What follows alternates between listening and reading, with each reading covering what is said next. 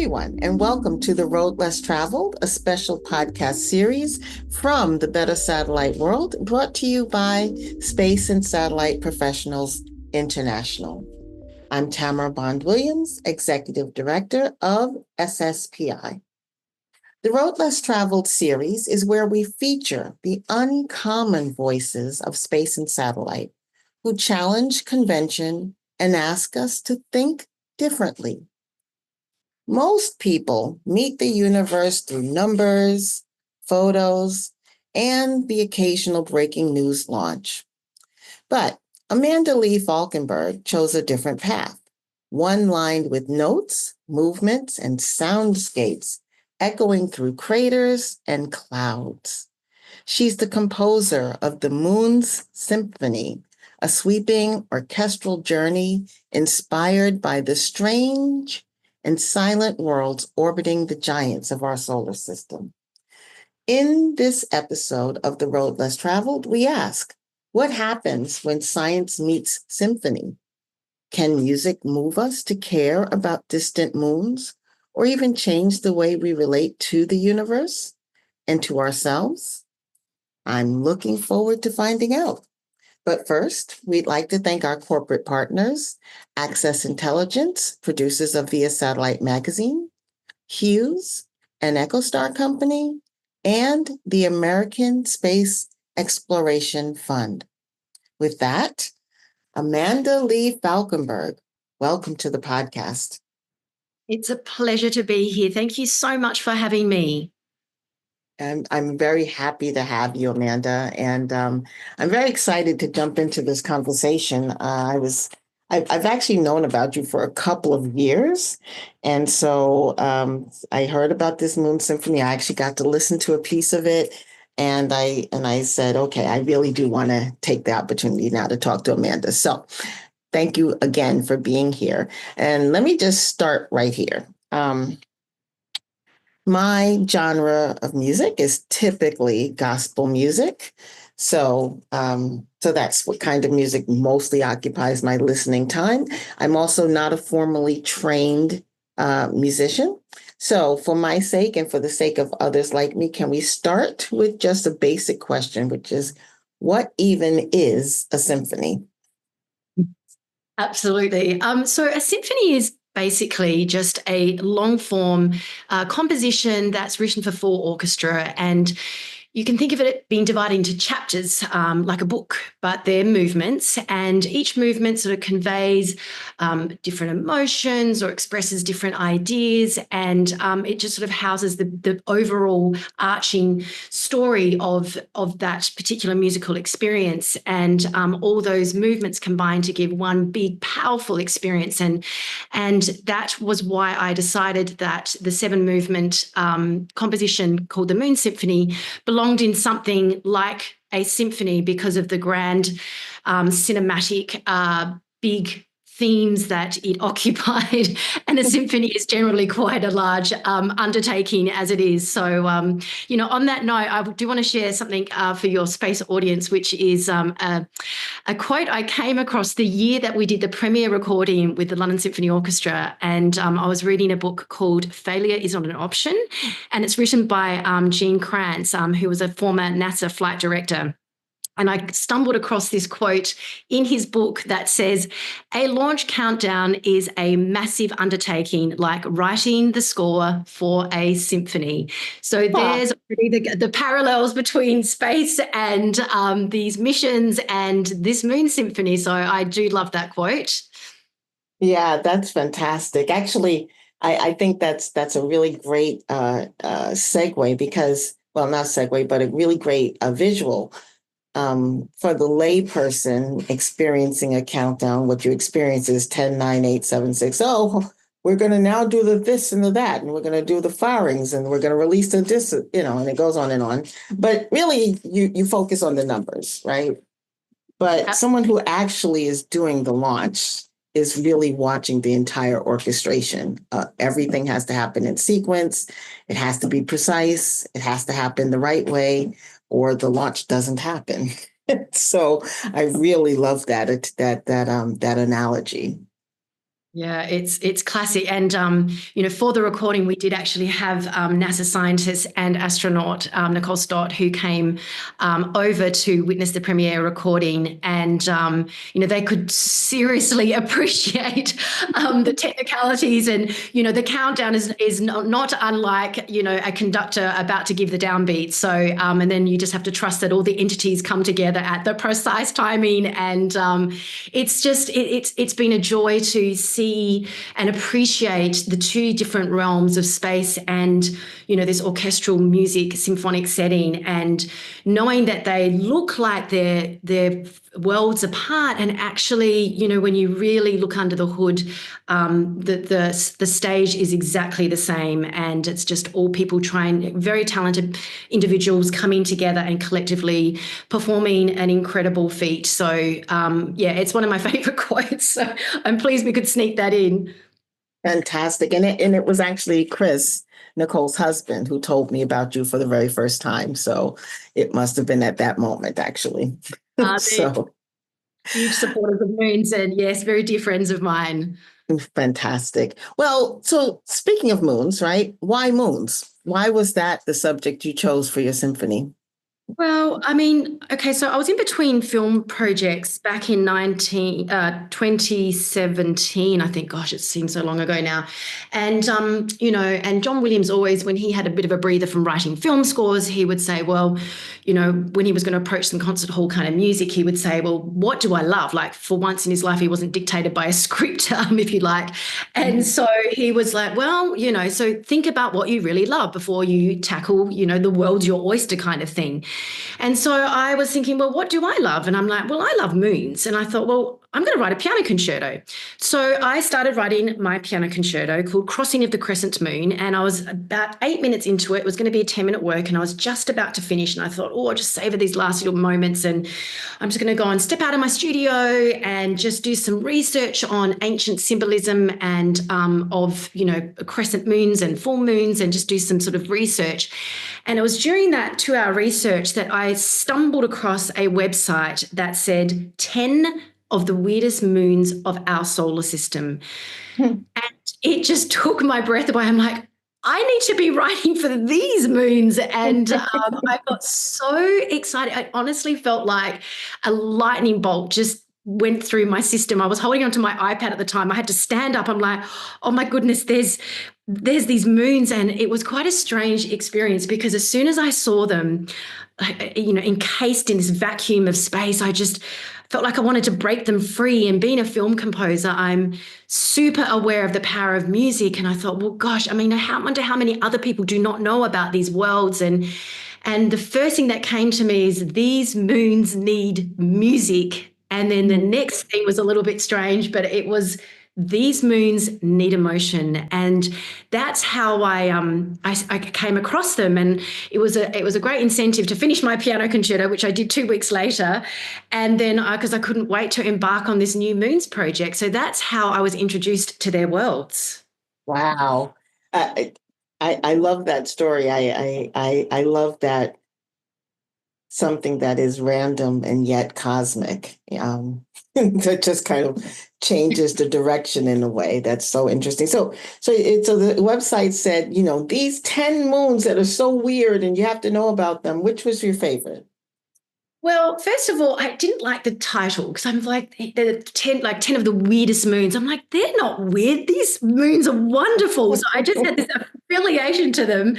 And so it was interesting because, I mean, I'm a teacher at heart. I love to learn. And I knew something felt really special about this project. And I wanted to take it very sort of seriously. And seriously is not quite the word, but I was very invested. I was very committed to this Moons project. And I thought, well, I'm just going to take my time in really selecting, which moons work. I mean, I was going to write for all 10, but I'm like, well, hang on, that's a bit too much. And so I had to sort of scale it back. And there's an interesting story about that. But so I literally found out that there wasn't just 10 moons, there's like hundreds of moons. And so I went on a quest to then like audition and and sort of decide which it was like a casting call. I honestly felt like I was a director and I was casting these moons and who was going to get the gig kind of thing in the film score. So I went about and did probably about 3 months of research, really nailing down which moons really spoke to me.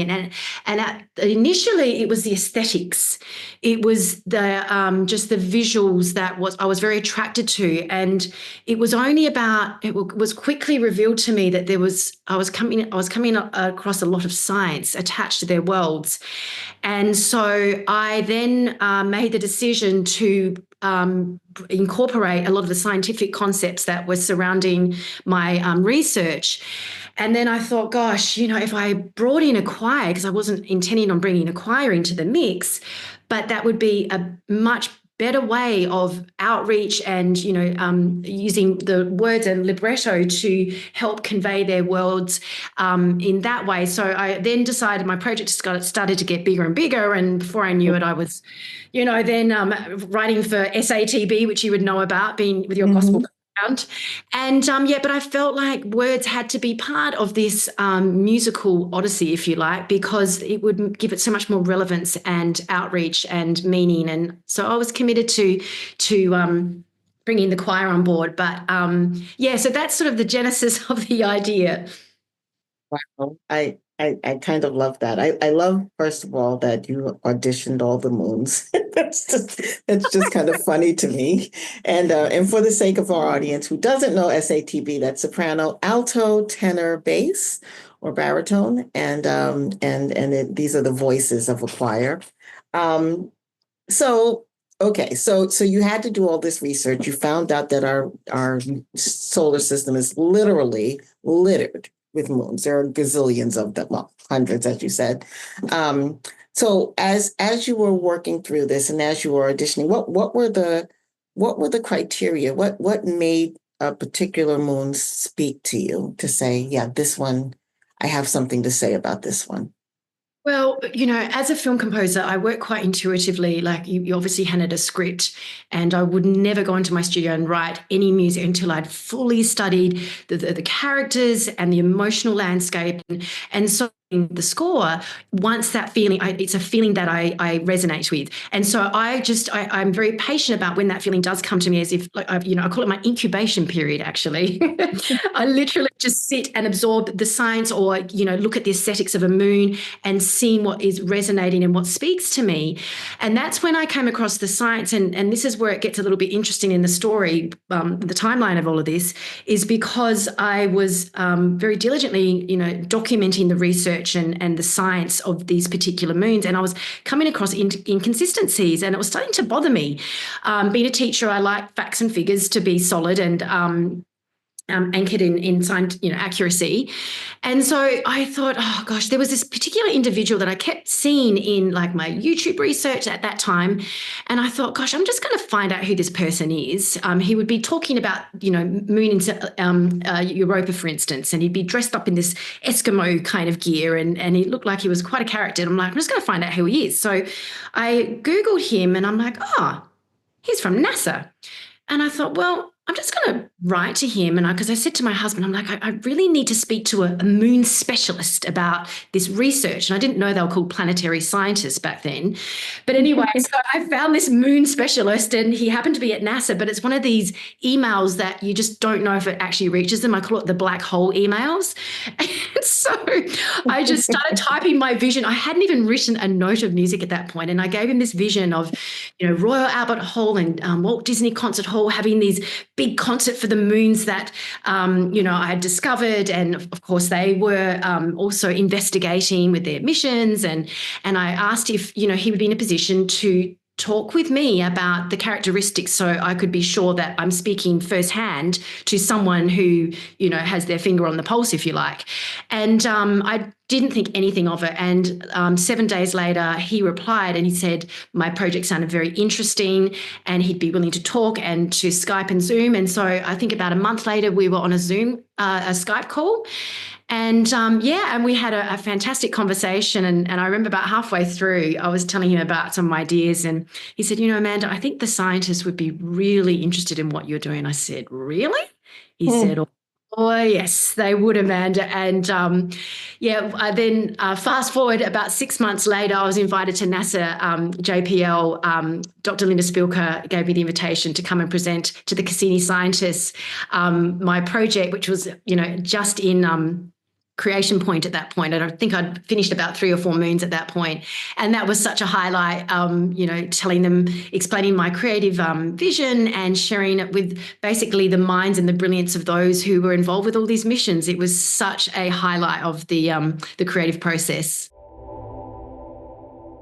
You are listening to The Better Satellite World, the longest running continuous podcast in the commercial space and satellite industry.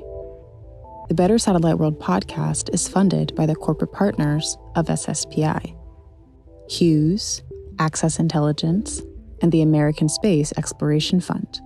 This podcast is also supported by live event partner Hogan Lovells.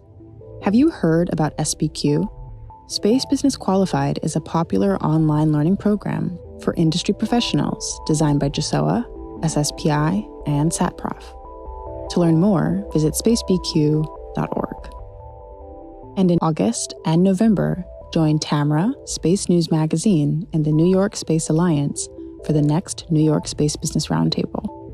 If you want to get inside the industry's biggest issues and investments, meet startups and high-profile industry leaders from around the world, the Roundtable is the real New York event you cannot miss. If you like this podcast and are hearing it for the first time, a new podcast drops every Monday. To listen to previously released episodes, visit sspi.org/podcast or wherever you get your podcasts. And now back to the Better Satellite World. Everything about this, I love it. And, I sent you a series of questions and we're already off script, but it's good because just the nature of the topic is bringing the questions to the fore anyway, which is really helpful. So that was going to be one of my questions, right? Did you actually work directly with scientists? So you had the NASA planetary specialist. What was his name?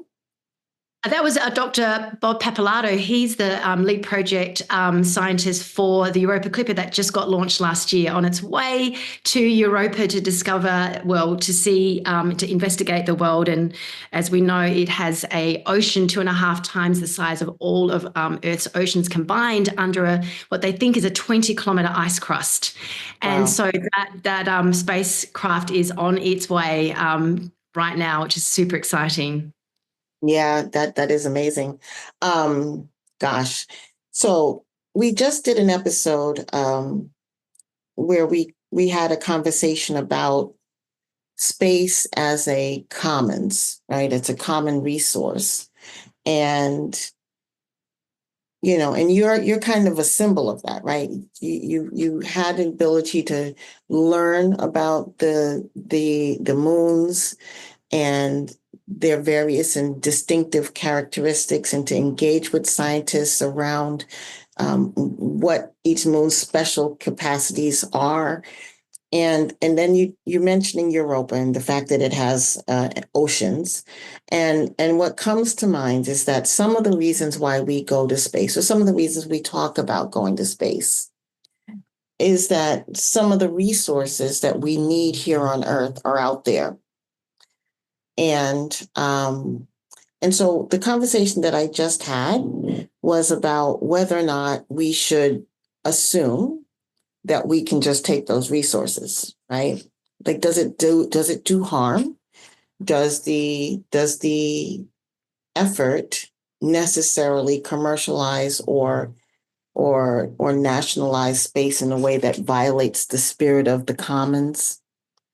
And does it turn into a competitive environment?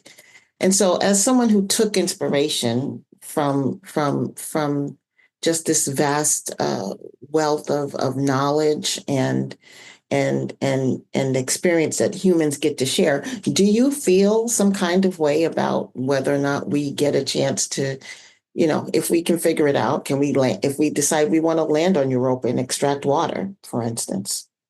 Well, that's a really interesting conversation because in the early, just after the introduction of the second movement, Europa, there is a moment where I have capitalized on that concept of an ice drill drilling in through the crust and reaching this enigmatic ocean underneath to see if they think there's quite a good chance there could be microbial life.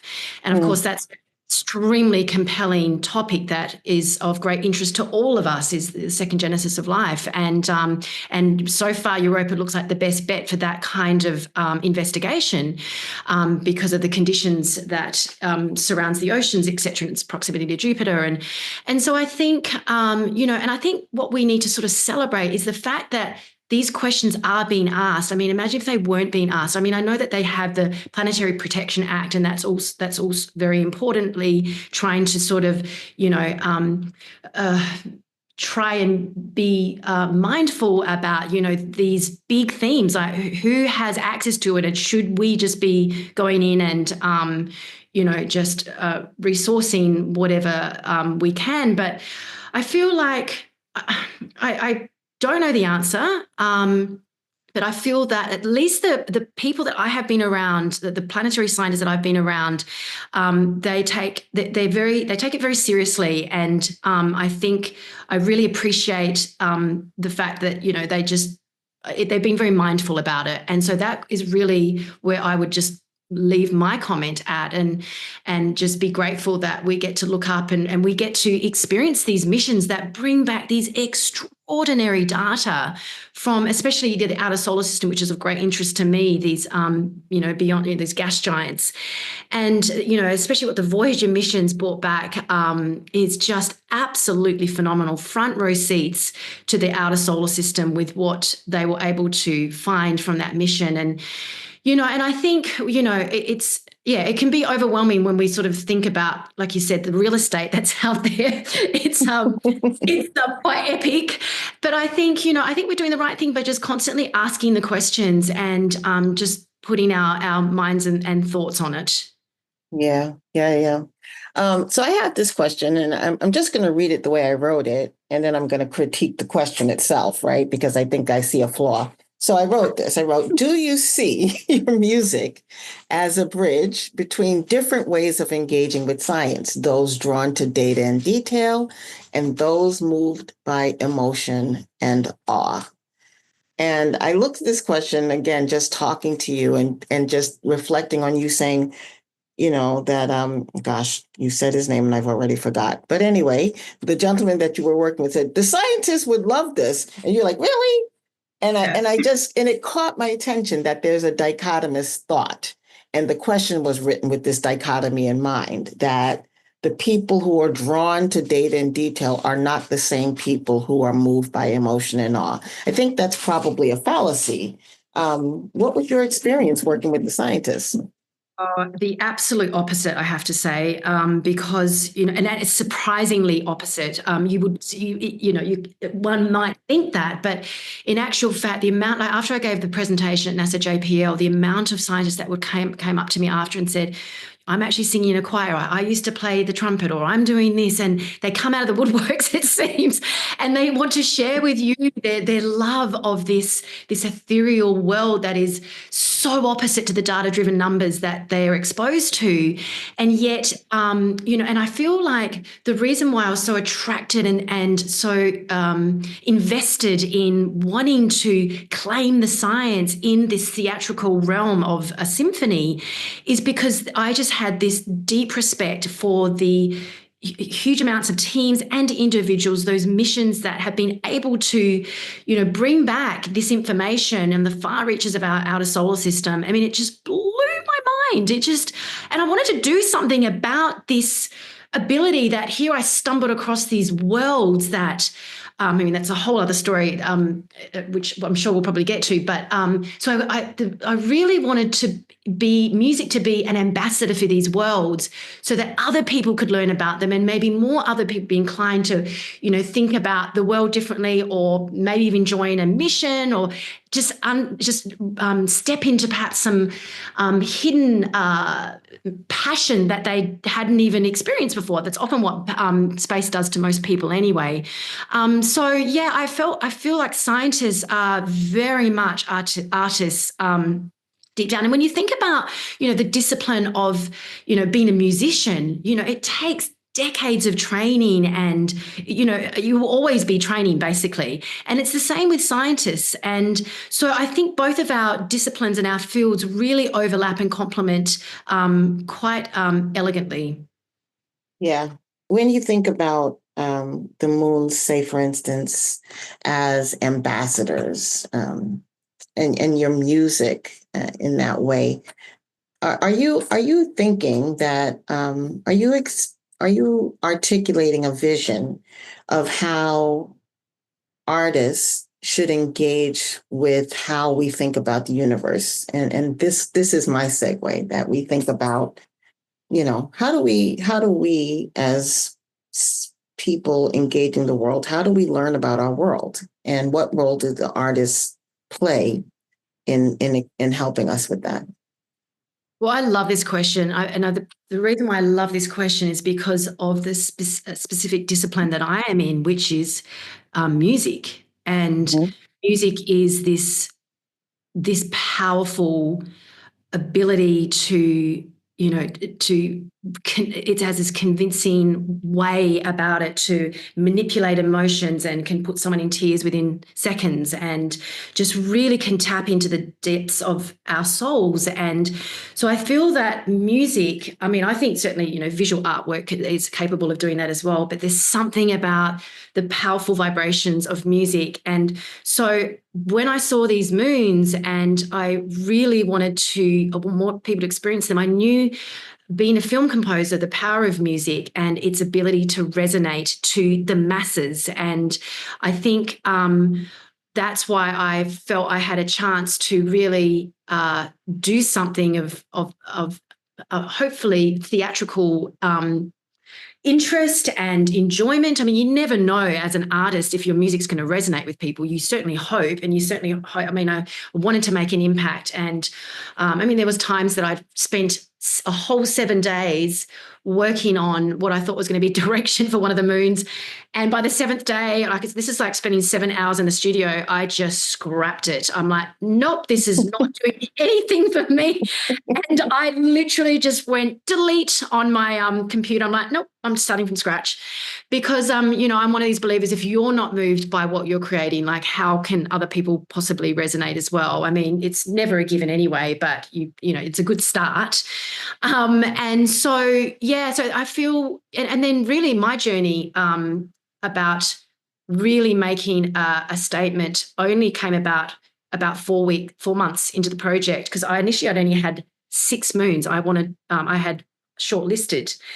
And it was when I was writing Miranda, and funny enough, Miranda is the most distant moon featured in the symphony. And she's the most dramatic. She's the 5th movement featured.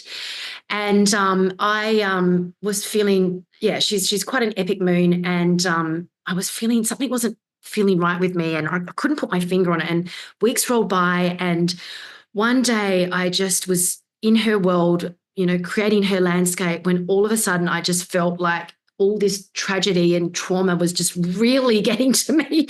I just had to I felt like I just injected myself out of her world, and I found myself beaming myself back at planet Earth. I know this sounds really strange. It happened all in an instant. And then I'm like, oh my God, I know what is missing.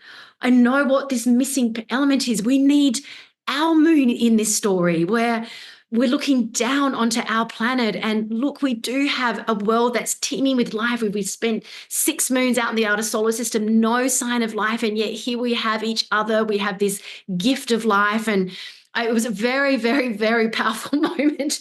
Wow. And so that's actually how, my personal sort of journey with how my art was going to make a statement. And then that's how Nicole Stott eventually became involved with the project about 4 or 5 months later. Up until then, it was just working with the scientists. So it's been, it's been a very emotional journey for me, putting all this together. Yeah. I have to tell you, behind the scenes and unbeknownst to you, I'm already cooking up an opportunity to reunite you and Nicole with our Oh, SSPI wife to have a conversation about the role of the arts and sciences again. But so you can just stick a pin in that. That's coming. amazing. Yeah. Yeah. But okay, so you also have this project called Lunar, and it's an interdisciplinary educational program. Tell me a little bit about it.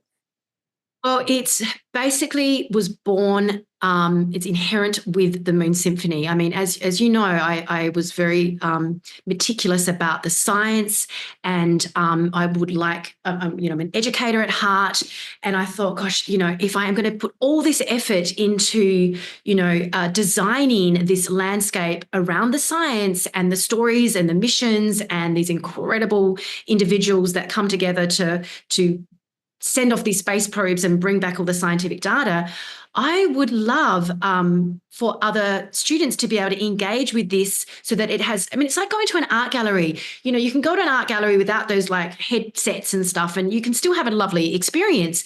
But when you have those headsets on and you have that tour and you have that deep dive into the art, it Mhm. is so much more powerful and of substance and of just impact. And so I've already had I've had the pleasure multiple times to road test this on audiences in London, and I also had a pilot phase that was conducted at Imperial College of London to a sold out event actually for 700 students who came to witness the very first piloted phase of my lunar concept. Which is basically it's an opportunity for students to engage with the science and then experiencing the music alongside of it, and then just being immersed in those theatrical worlds and with the space art as well. It's very impactful, it's very immersive. And so not only that, but I'm now in the high production phase of I'm about to roll out my pilot phase of my 7 moon module for lunar, and where we go on treks to these 7 moons, and so I'm very excited about. So this will be like the online program, so I can reach a lot more individuals as opposed to just doing the lunar live events. The online program is designed so that, like, for homeschoolers or for extracurriculum, sometimes universities want special projects. I'm designing a module. I'm designing a chapter in the module where students can really think quite creatively about how then they can then turn around and interpret what they experience with this world or this moon. And so I'm really excited about it. So that's what's occupying every waking moment, it seems. So thank you for asking. Yeah, it sounds really fascinating. I hear you talking about students. Are we talking middle school students? I don't know what the right language is, and for us, middle school is like ages 11 through 13 or 14, and then there's high school 14 to 18, roughly. What is the age group that you're envisioning? Yes, it's a great question. I would like to do all of the age groups, but I'm going to start with the 15 to 18. But it's also for lifelong learners as well. I've had so many adults that have really resonated with the content as well. And so I'm starting at that age bracket because that lends itself to, the lifelong learners. We had tremendous feedback from the Lunar Live event at Imperial College. And that's, I have a video of the raw reactions of the students after. And I sort of went away going, okay, I really need to do something about this lunar program so more people can access it. And so I think, they were saying, after I think it's just this whole, my dream is to have music in a science classroom and science in a music classroom, because when I grew up, there was such a division. It wasn't really spoken about. You could just feel it, right? And I think I'm on this trajectory to sort of somehow, to sort of bring down those barriers and show how close we can get those worlds together. And, this is this Moon Symphony is absolutely driven by science. And so there's absolutely no way I wouldn't want to turn my back on building this out to a program that other people can really interact with and hopefully get a huge amount of pleasure and enjoyment from this immersive experience. Yeah. Well, Amanda, I'm deeply excited about it. I am myself a lifelong learner, and I'm not terribly good at being very formalized in learning. I like to kind of learn by grazing, but notwithstanding the immersion in the arts and the science together sounds really wonderful. And so I wish you a lot of success with the Lunar Project, and I hope that you share it with me at least, and with all of us when it's ready to go, because I really do look forward to learning from you as what you have to share from your journey. Thank you so much. And thank you for the opportunity to share stories and philosophy and, this incredible planet we operate on, and the stars and the skies that we look out to and dream about possibilities. And I really appreciate all the this time today, and hopefully we'll get to hang out again. Soon. Absolutely right. Well, I think that's it. Amanda, I've so enjoyed this conversation. I am very sincere. It is my goal to figure out an opportunity to have you and Nicole on a roundtable, maybe with a couple of other folks for SSPI WISE, which is Women in Space Engagement. They're eager to have a conversation about the transition away from the focus on STEM into STEAM. And so you are an articulate ambassador for that. And so stay tuned. That concludes today's episode with Amanda Lee Falkenberg. This podcast is made possible by the support of SSPI's professional, student, and corporate members. We are especially grateful for our corporate partners, Access Intelligence, producers of Via Satellite Magazine, Hughes, an EchoStar company, and the American Space Exploration Fund. To learn more about SSPI WISE and how you can get involved, visit sspi.org. And if you're not yet a member of SSPI, join our global community at sspi.org/how-join. Stay connected with us on social media. Follow us on X, which is formerly Twitter, at SSPI and at SSPI WISE. Find us on LinkedIn and Facebook, and check out SSPI WISE on Instagram. The SSPI podcast series, including the Better Satellite World podcast, the Making Leaders podcast, SSPI WISE Presents, and our newest entry, She Reaches, an initiative of SSPI WISE, release new episodes every Monday. Subscribe to the SSPI podcast at sspi.org/podcast, on Spotify, Apple Podcasts, even on YouTube, really wherever you get your podcasts. Join us next week for another inspiring conversation.